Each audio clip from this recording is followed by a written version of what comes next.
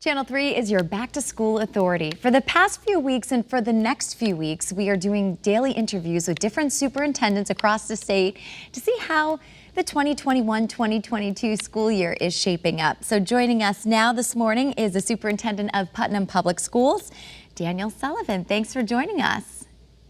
Good morning. Thank you for having me. I appreciate it. And it's a busy day because Putnam returns back to school today. Isn't that right?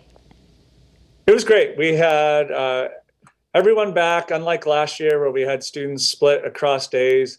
All students were back to school this morning, and we had great mask participation, so we didn't have any drama there.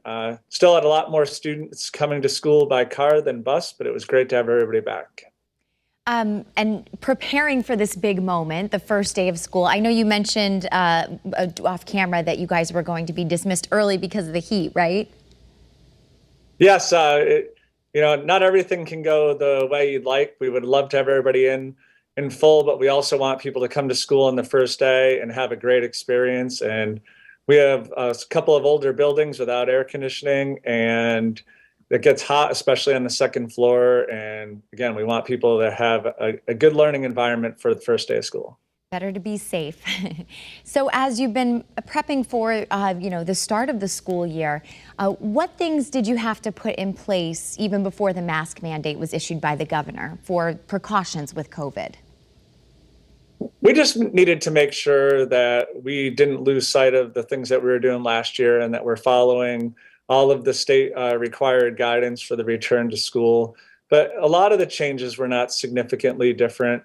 We're a very small school district, so our population size is kind of ideal for school, and we're able to continue to have somewhat healthy class sizes. We did have a significant enrollment bump in kindergarten, which took us a little bit by surprise. We went from 77 students enrolled about 3 weeks ago to 111 yesterday. So we had to move some staff around. So we do have some large class sizes at the elementary school, but again, we're in good shape to have students back to school.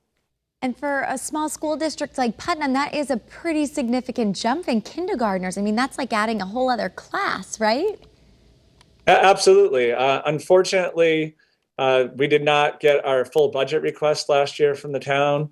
So I'm not in a position to just add a teacher. So I had to take a teacher out of the third grade, which results in larger classes in third grade, so that I could bring the class sizes down in kindergarten, because I can't have kindergartners come to school in class sizes of 28 and 29. Right. Are they socially distancing in the classrooms?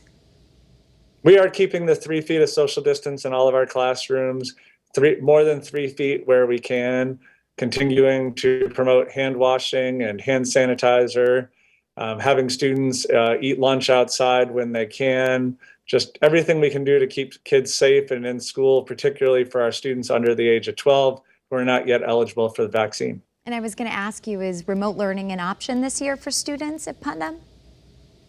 We are not doing remote learning. The governor talks all the time about the value of in-person learning, and a study came out yesterday that really reinforced that.